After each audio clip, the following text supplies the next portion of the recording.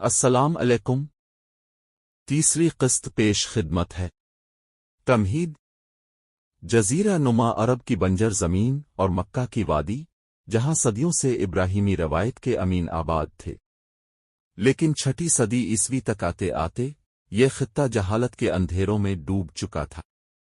لوگ بتوں کی پوجا کرتے تھے اور انسانیت سسک رہی تھی، مگر قدرت ایک عظیم انقلاب کی تیاری کر رہی تھی۔ وہ وقت قریب آ چکا تھا جب کائنات کا سب سے روشن سورج مکہ کے افق سے طلوع ہونے والا تھا۔ خاندان مصطفیٰ اور مکہ کے حالات۔ مکہ کی قیادت قبیلہ قریش کے ہاتھ میں تھی، اور قریش میں سب سے معزز خاندان بنو ہاشم کا تھا۔ آپ کے دادا حضرت عبد المطلب مکہ کے سردار تھے، جنہیں خانہ کعبہ کی خدمت اور حاجیوں کو زمزم پلانے کا شرف حاصل تھا۔ آپ کے والد حضرت عبداللہ اپنی خوبصورتی، شرافت اور پاکیزگی کی وجہ سے پورے مکہ میں مشہور تھے۔ حضرت عبداللہ کی شادی قبیلہ بنو زہرہ کی سیدہ آمنہ سے ہوئی، جو سیرت و کردار میں بے مثال تھیں۔ مگر قدرت کا فیصلہ کچھ اور تھا۔ اب کی ولادت سے چند ماہ قبل ہی حضرت عبداللہ سفر شام سے واپسی پر وفات پا گئے۔ ولادت سے قبل کے معجزات۔ نبی کریم کی تشریف آوری سے قبل ہی کائنات میں غیر معمولی تبدیلیاں رونما ہونے لگی تھیں۔ سیدہ آمنہ بیان کرتی ہیں کہ دوران حمل انہیں کبھی بوجھ یا تکلیف محسوس نہیں ہوئی، بلکہ وہ خود کو پہلے سے زیادہ پرسکون محسوس کرتی تھیں۔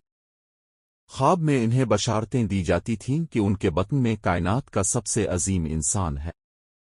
ولادت سے کچھ عرصہ قبل مکہ پر یمن کے بادشاہ ابرہہ نے ہاتھیوں کے لشکر کے ساتھ حملہ کیا، لیکن اللہ تعالیٰ نے ابابیلوں کے ذریعے اس لشکر کو نیست و نابود کر دیا، جو اس بات کا اشارہ تھا کہ کعبہ کا اصل وارث آنے والا ہے۔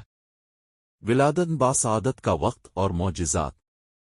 12 ربیع الاول، پیر کا دن، صبح صادق کا سہانا وقت تھا جب سیدنا محمد مصطفیٰ کی ولادت ہوئی۔ اس لمحے پوری کائنات نور سے منور ہو گئی۔ روایات میں آتا ہے کہ ولادت کے وقت ایک ایسا نور ظاہر ہوا جس سے شام کے محلات نظر آنے لگے۔ کسر کے محل کے 14 کنگرے گر گئے، فارس کا وہ آتش کدہ جو 1000 سال سے جل رہا تھا بجھ گیا، اور دریائے ساو خشک ہو گیا۔ اب دنیا میں تشریف لائے تو ختنہ شدہ تھے، اور آپ کا جسم اطہر بالکل پاک و صاف تھا۔ دائی کی تقرری اور حلیمہ سعدیہ۔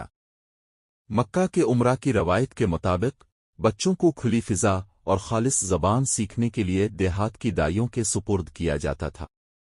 قبیلہ بنو سعد کی خواتین مکہ پہنچیں، جن میں بی بی حلیمہ سعدیہ بھی تھیں۔